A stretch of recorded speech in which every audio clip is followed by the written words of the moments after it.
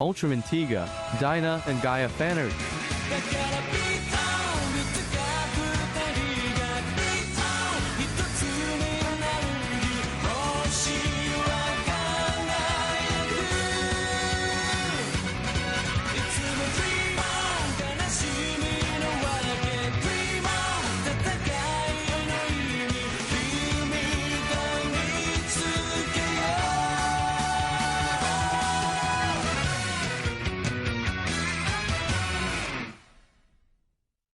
The Ultra series is a Japanese tokusatsu series that has been going on for 56 years.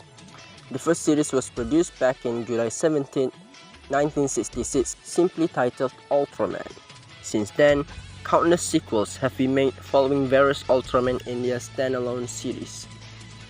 The premise of Ultraman, all of them, is pretty simple.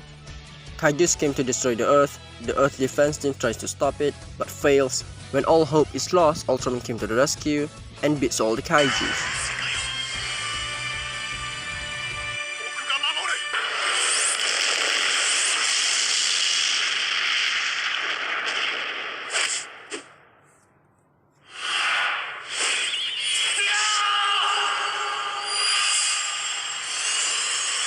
They also incorporated a time limit for the Ultraman so that he won't be too OP.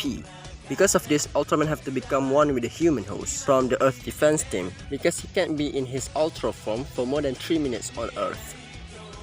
So, Ultraman has always been a big part of my childhood, mainly the Heisei era of Ultraman. As you can see from the intro, I made art pieces based on the Heisei Ultra trio, Tiga, Dinah, and Gaia. So if you've been wondering what I've been up to this past month, I've been sharpening up my drawing skills traditionally and digitally. I'm pretty active on Instagram and TikTok, so consider following me there to see what I'm up to.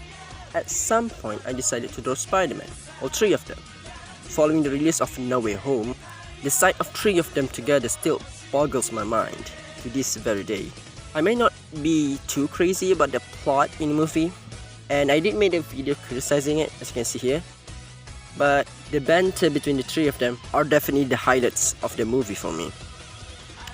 And in my opinion, the return of Daigo Madoka, Asuka Shin, and Gamu Takayama in Superior Ultraman 8 Brothers is just as hype and mind-blowing as the 3 Spider-Man appearing together. At least for those who were there when the original series aired back in 1996 to 1998.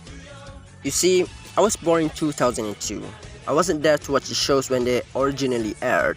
Instead, I watched them in around 2008 to 2009 when I was just 6 to 7 years old. It's kinda weird, I don't know what's the reason, but my local television network often air very old shows. For example, every Malaysian who watches television in 2009 will recognize Hagemaru. For all I know, it seems pretty obscure. I don't see much people talk about it, and it originally aired in 1988 in Japan. Another example would be Ninja Boy or Ninta Manantaro and Chibimaruko-chan, which both aired in the 1990s. Just try to search them on YouTube. There's going to be a lot of Malay dubs of the show instead of the Japanese version of it, or an English dub. Anyway, back to Ultraman. The movie Superior Ultraman 8 Brothers is released in 2008. So after a year or two, it airs on TV. So I don't get the feeling of hype, waiting for them to return after a full decade. I watched the movie at around the same time I watched the original series. However, I did remember myself searching through YouTube for clips of episodes from Ultraman Dinah when Daigo met Asuka. It was then when it occurred to me that both Tiga and Dinah takes place in the same universe. And the movie Ultraman Tiga and Dinah actually takes place around the time when the Dinah series is still airing. So, as a teenager, this intrigues me. It made me feel like watching all the episodes in order to feel the hype of seeing everything connecting together, which I eventually did in 2020. This was way after I got into the MCU, and I, like many, are obsessed with the concepts of crossovers and multiverse and shit. But guess what? Ultraman does it first. Every Heisei Ultra series are set in a different universe than the main Showa Ultras, which have already cooperated the crossover thing back then with the Ultra Brothers, which is akin to the Avengers. Anyway, as I mentioned, in 2020, I did just that.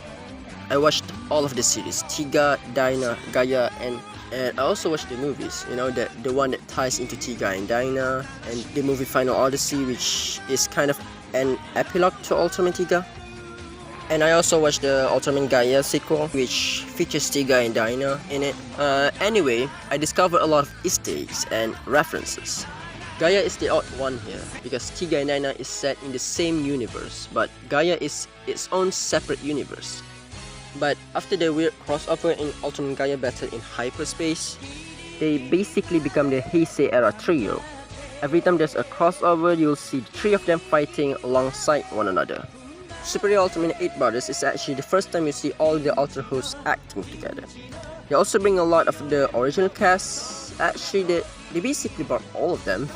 The 8 brothers in the title are referring to Tiga, Dyna, and Gaia, the new Ultraman back then who debuted in 2006 called Mebius, and the 4 original Ultra brothers.